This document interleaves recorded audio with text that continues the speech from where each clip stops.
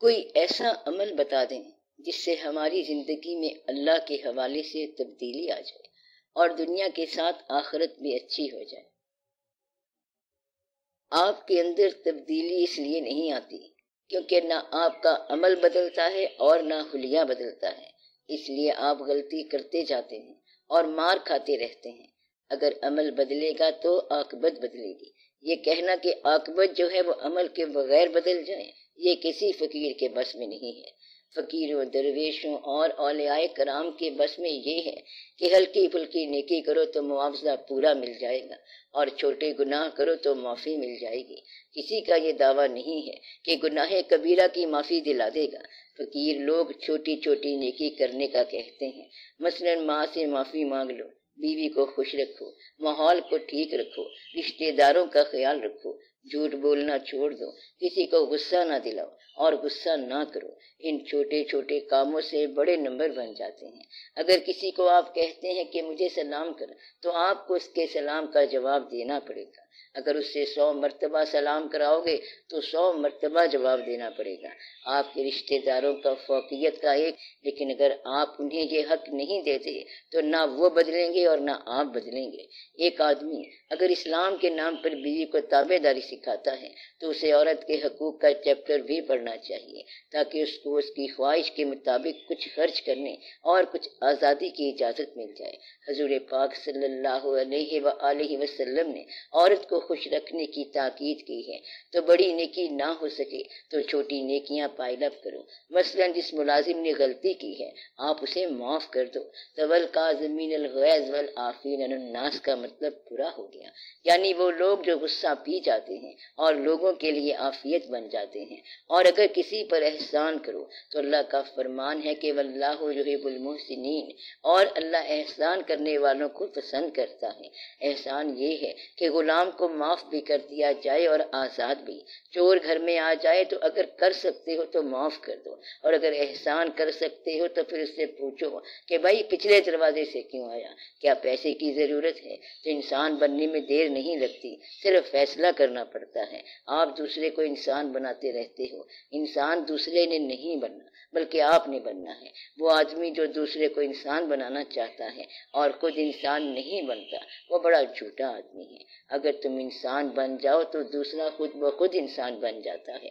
مثال کے طور پر ایک آدمی ایک دفعہ تلوار لے کر قتل کی نیت سے حضور پاک صلی اللہ علیہ وآلہ وسلم کی طرف گیا۔ حضور پاک صلی اللہ علیہ وآلہ وسلم نے جب دیکھا تو فرمایا کہ تم پر سلامتی ہو۔ اس آدمی کی تلوار گر گئی۔ آپ بھی لوگوں کو سلامتی دو تو لوگ آپ کو سلامتی دیں گے۔ اسلام نے یہ کتنی آسان بات سکھائی ہے۔ یہی روحانیت ہے۔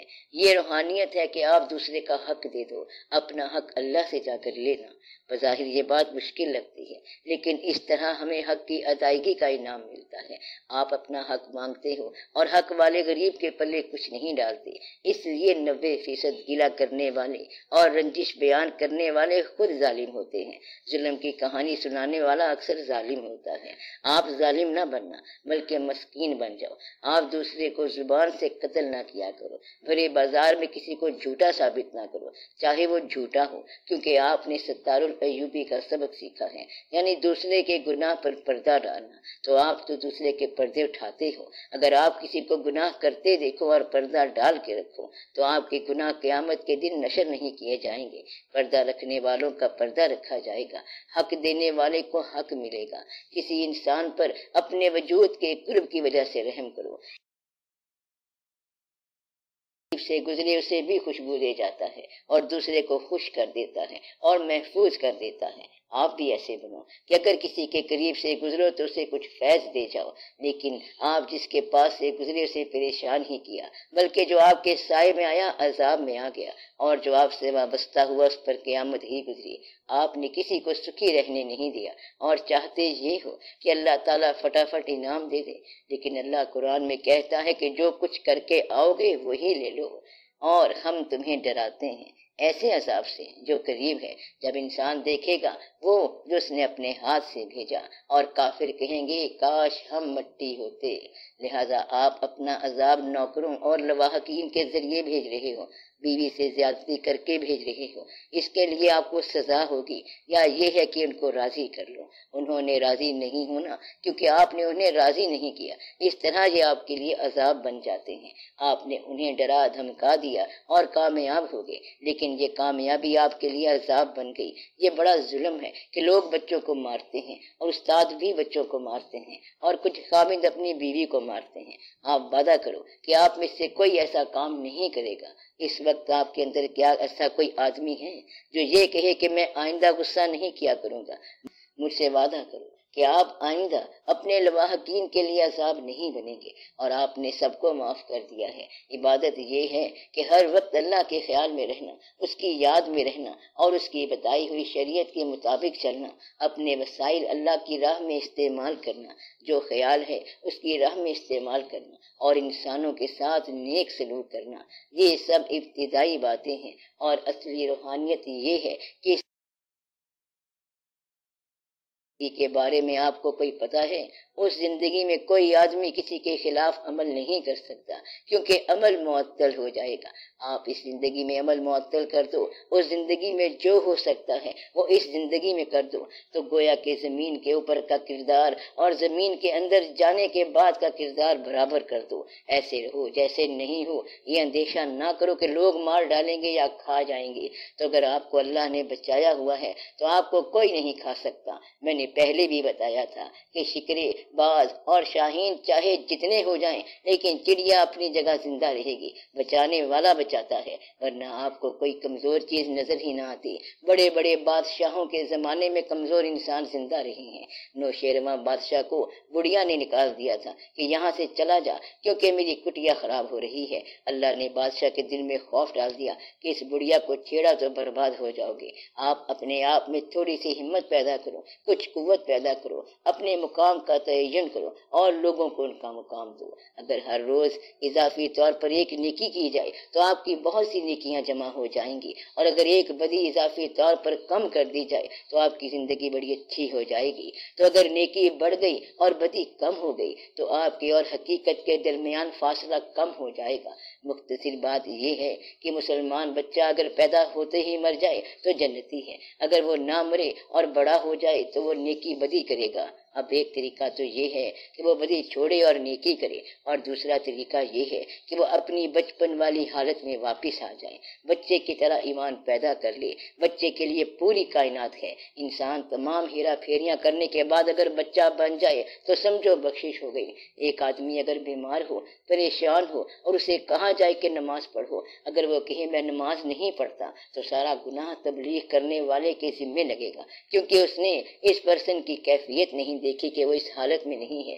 تو دوسرے کی حالت دیکھے بغیر تبلیغ کرنے والا اتنا ویران ہے جتنی کوئی اور چیز۔ جب کبھی تبلیغ کرو تو پہلے دوسرے کی حالت دیکھو، مزاج بھی دیکھو کہ کیا یہ ریسیپٹیو ہے۔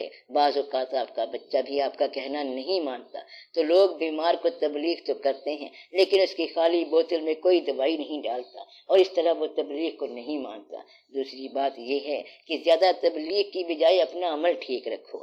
آپ کا عمل یہ ہوتا ہے کہ آپ ایک بڑا مکان بناتے ہو، پھر وہاں شادیاں ہوتی ہیں اور پھر وہاں جنازے بھی اٹھتے ہیں، لیکن یہ سب دیکھ کر آپ ٹس سے مس نہیں ہوتے۔ آپ دیکھتے رہتے ہو کہ یہ بات کسی کے ساتھ بھی ہو سکتی ہے۔ ایک ایک کر کے آپ سب کو رخصت کرتے جا رہے ہو، تو رخصت ہو جانا ان کی فطرت میں لکھا ہوا ہے۔ کہیں ایسا نہ ہو جائے کہ لوگ رخصت ہو جائیں اور انہیں نیکی کا وقت ہی نہ ملے۔ اس سے پہلے کہ لوگ چلے جائیں ان کے ساتھ نیکی کر لو، اس سے پہلے کہ سائل آواز لگا کے چلا جائے اس کو کچھ دو، ورنہ ڈھونڈو گے تو نہیں ملے گا۔ ایک جگہ ایک تقریب تھی، وہاں ایک بزرگ صدارت کر رہے تھے۔ تقریب کا موضوع زندگی تھا۔ ایک چھوٹا بچہ نعت پڑھ رہا تھا، پھر میری باری آئی تو میں نے کہا کہ میری بات سنو، مجھے لمبی چوڑی تقریر تو آتی نہیں، پر میں ایک بات جانتا ہوں کہ زندگی اس بچے سے شروع ہوتی ہے اور یہاں پر ہی ختم ہو جاتی ہے، تو دھیان کرو کہ کیا ہو رہا ہے۔ پھر میں نے کچھ توجہ کر دی، محفل میں اثر ہو گیا اور کچھ لوگ رونے لگے۔ جو آدمی یہ کہتا ہے کہ ابا جان کا دماغ چل گیا ہے تو وہ آدمی خود پاگل ہو کر مرے گا۔ اگر وہ اپنے ماں باپ کو اتنا بڑا لفظ نہ کہتا تو کیا تھا، حالانکہ وہ آپ کے لیے نوبل ہیں، قریب ہیں، آپ کی ذمہ داری ہیں۔ اللہ تعالیٰ نے فرمایا کہ تم دعا کرو کہ یا اللہ میرے والدین پر ایسے رحم فرما۔ اللہ تعالیٰ نے فرمایا کہ تم دعا کرو کہ یا اللہ میرے والدین پر ایسے رحم فرما جیسے انہوں نے بچپن میں مجھ پر رحم فرمایا تھا۔ ایک بات یاد رکھنا کہ آپ کے جو ماں باپ ہیں وہ قیامت تک آپ کے ماں باپ رہیں گے، چاہے آپ کچھ بھی بن جاؤ۔ تو جس آدمی کے ادب کے رشتے نہ بدلے اس کا نصیب بدل جاتا ہے۔ ایک آدمی پوچھتا ہے کہ تم اس آدمی کے سامنے کیوں جھک گئے؟ تو اس نے کہا کہ اس نے مجھے پہلی جماعت میں پڑھایا تھا۔ اس استاد سے کہو کہ میں نے جو کچھ حاصل کیا یہ سارا فیض آپ ہی کا ہے۔ دوسری بات یہ ہے کہ اگر آپ کسی کے مرید ہو گئے تو وہ شخص اپنے نصیب کا مرید ہوتا ہے اور اس کی منزل اللہ ہے۔ اگر پیر غلط نکل آیا تو بھی منزل صحیح ہے۔ تو گویا کہ جس کو آپ نے بزرگ کہہ دیا، آپ نے اگر اس کو غیر بزرگ کہہ دیا تو یہ بھی پاگل پن ہے۔ اگر آپ کا باپ جھوٹا ہے تو بھی وہ آپ کا باپ ہے۔ اگر اس کا محاسبہ کوئی کر سکتا ہے تو وہ اس کا باپ ہی کر سکتا ہے۔ اپنے ماں باپ کا محاسبہ نہ کرو، ان کے ساتھ رعایت کیا کرو۔ رعایت کسے کہتے ہیں؟ غلطی کے باوجود اس کو غلط نہ کہنا۔ محبت کی تعریف کیا ہے؟ محبت اس انسان سے ہوتی ہے جس کی خامی خامی نہ رہے، یعنی تمہاری نگاہ میں جس آدمی کی خامی خامی نہ رہے وہ تمہارا محبوب ہے۔ جس آدمی کے قریب آپ رہنا چاہو اس سے آپ کو محبت ہوتی ہے۔ ایک دفعہ ایک شخص نے اپنی بیوی سے کہا کہ میں آج کل بڑا پریشان ہوں کیونکہ سکون قلب نہیں ہے، میرا خیال ہے کہ پیر کی خانقاہ پر جا کر سکون قلب تلاش کروں۔ بیوی سمجھ گئی کہ مجھ سے تنگ آ گیا ہے اور سکون کا بہانہ بنا کر باہر جانا چاہتا ہے۔ اس نے کہا اتنا نیک سفر ہے مجھے بھی ساتھ لے چلو۔ کہتا ہے کہ کیا سکون حاصل کرنا؟ میں ادھر ہی رہوں گا۔ تو سکون کی تلاش اپنا نام ہے، اپنے رب کا نام ہے اور اپنے ماحول کا نام ہے۔ جس شخص کو ماحول سے تنگی ہو وہ کسی اور جگہ سکون نہیں پائے گا۔ سکون ایسے نہیں ملتا بلکہ دوسروں کو سکون دینے سے سکون ملتا ہے۔ سکون لینے کا طریقہ یہ ہے کہ دوسروں کو سکون دو۔ سکون برباد کرنے والے کو سکون نہیں ملے گا۔ جہاں تک ممکن ہو لوگوں کو سکون دو اور ان کے ساتھ نیکی اور خیر خواہی کرو تو تمہارا کام بن جائے گا۔ اگر ایک آدمی بہت پرفیکٹ میتھمیٹیشین ہو اور بہت باریک حساب کتاب جانتا ہو تو آخرت جب آتی ہے تو اس کا یہ سارا شعبہ کوئی نہیں گنتا۔ اس سے پوچھا جاتا ہے کہ کلمہ سناؤ تو وہ کہتا ہے کہ مجھے تو کلمہ نہیں آتا کیونکہ میں کمپیوٹر میں لگا رہا ہوں۔ تو وہ مکمل طور پر برباد ہو گیا۔ تو مقصد یہ ہے کہ برباد ہونے والی محنتیں اختیار نہ کرو۔ دنیا کی محنت پیسہ کمانے کی محنت ہے۔ پیسہ اس لیے ہوتا ہے کہ وقت گزر جائے، وقت اس لیے گزرتا جائے گا تاکہ اللہ کے دربار تک پہنچ سکیں۔ اگر مقصد اللہ بن جائے تو آپ باقی ہر مقصد بھول جاؤ گے۔ ایک آدمی پیر صاحب کے پاس گیا کہ حج کی خواہش ہے، دعا کرے کوئی کارخانہ لگ جائے تو حج پر جا سکوں۔ دعا کی گئی اور کارخانہ لگ گیا۔ 6-7 سال گزر گئے مگر وہ کارخانے والا حج پر نہیں گیا۔ اس سے پوچھا گیا کہ حج پہ کیوں نہیں جاتا؟ تو بولا کہ کارخانہ چل پڑا ہے، اب وقت نہیں ملتا۔ یہ ہے انسان کی حالت کہ پیسہ نہ ہو تو نیکی نہیں کرتا اور پیسہ ہو تو بھی نیکی نہیں کرتا۔ جن کے اندر نیکی کا میلان ہوتا ہے وہ نیکی کرتے ہیں۔ تو نتیجہ یہ نکلا کہ پیسہ یا غریبی نیکی کے راستے میں نہ معاون ہے اور نہ رکاوٹ ہے۔ نیکی فائنینشیل حالت سے آزاد ہے۔ اگر نیکی کی سمجھ نہیں آتی تو نیک کی سنگت اختیار کر لو۔ دعا کرو کہ یا اللہ ہماری سنگت نیک کر دے۔ دعا کرو کہ سب لوگوں پر اللہ رحم کرے، سب لوگوں کے حالات بہتر ہوں۔ یا اللہ سب کے گھروں میں سکون ہو۔ یا اللہ سب ایک دوسرے کا احترام کرنا سیکھیں۔ یا اللہ ہمیں اپنے ماحول کی شکایت کرنے سے بچا، ہم اپنے ماحول کے شاکی نہ ہوں، ہمیں اپنا ماحول منظور ہو اور ہم اس ماحول کو پسند کریں۔ یا رب العالمین ہمیں اپنا بندہ بنا کے رکھ۔ صلی اللہ تعالی علی خیر خلقہ و نور عرشہ سیدنا و مولانا حبیبنا و شفیعنا محمد و آلہ و اصحابہ اجمعین برحمتک یا ارحم الراحمین۔